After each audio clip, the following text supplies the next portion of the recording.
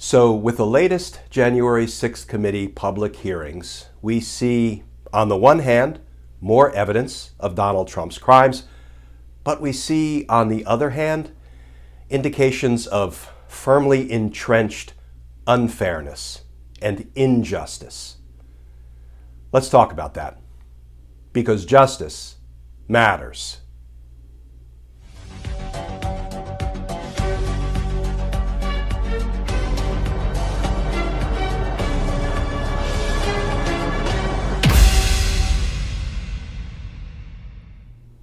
Hey all, Glenn Kirshner here. So we heard more during today's J6 public hearing about violent extremist groups like the Proud Boys and the Oath Keepers.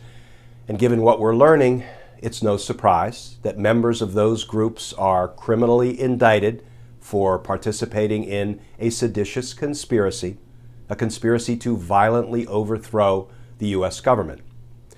And we also heard about this truly surreal battle royale that played out in the Oval Office and other parts of the White House. A battle royale involving, on the one side, some of the adults or people who aspired to be adults in the Trump administration, like Pat Cipollone and Eric Hirschman, and then on the other side, the crazy QAnon crew, Mike Flynn, Sidney Powell, Rudy Giuliani.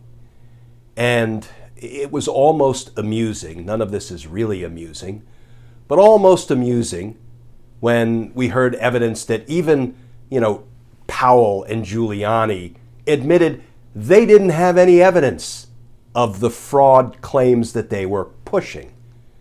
It was really something when there was a moment when Sidney Powell was confronted by Eric Hirschman. Eric Hirschman said, "You lost all 65 court cases. All of the judges laughed you out of court. There was no evidence of fraud."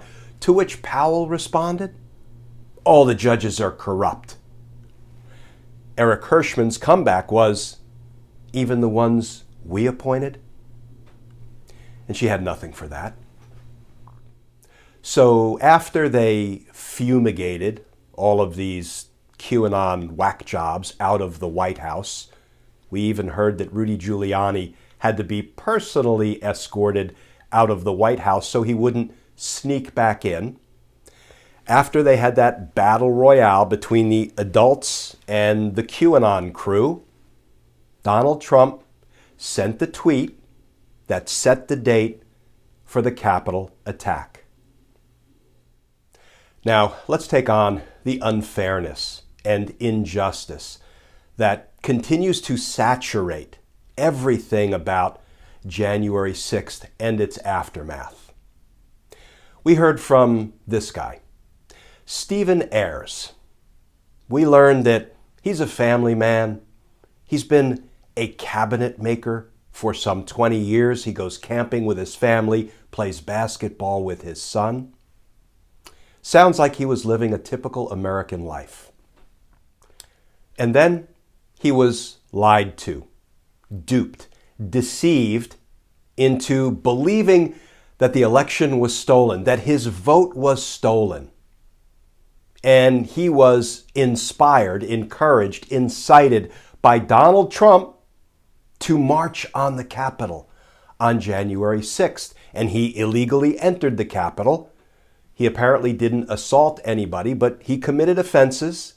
And of course, he was promptly indicted for those offenses, convicted, punished, as have been hundreds and hundreds of other Americans that Donald Trump lied to, duped, deceived, convincing them that they had to go to the Capitol and fight like hell or they wouldn't have a country anymore. They needed to go down there and stop the certification. And yet, all of these hundreds and hundreds and hundreds of Americans who were lied to, duped, and deceived by Donald Trump. And remember, he wanted them armed, and he succeeded. After he was briefed that members of his angry mob had guns and knives and bats and spears, he said, take down the metal detectors. Let them in. They're not here to hurt me. Then we will all march on the Capitol. He wanted them armed. And they've been punished, and they continue to be punished. Yet, not 1 second of accountability has visited Donald Trump. What about Mark Meadows? Mark Meadows committed crimes, contempt of Congress, refused to appear, refused to testify in his determination to cover up the crimes of Donald Trump. And then we learned at the last J6 hearing that Mark Meadows was also involved in witness tampering of Cassidy Hutchinson. And not 1 second of accountability has visited Mark Meadows. That is deeply unfair, unjust treatment. And friends, that kind of disparate treatment, that kind of unfairness, that kind of injustice, with hundreds and hundreds of people that Trump and Meadows set on the Capitol that day, going to prison, being convicted, being punished, and Trump and Meadows being footloose and fancy-free, playing golf, holding rallies, continuing to push the big lie, that has the feel of the rule of law failing at the moment, and the legitimacy of the Department of Justice eroding at the moment. DOJ needs to step up, because I'm not prepared to say the rule of law has failed. I'm not prepared to say the Department of Justice has obviously made its decision not to indict any criminal politicians, any of the command structure of the insurrection. I'm not prepared to say that, but it feels like the rule of law is failing, and it feels like the legitimacy of the Department of Justice is eroding. So DOJ, how about we step up? The American people are kind of depending on you. Our democracy is kind of depending on you. Because justice matters. Friends, as always, please stay safe, please stay tuned, and I look forward to talking with you all again tomorrow.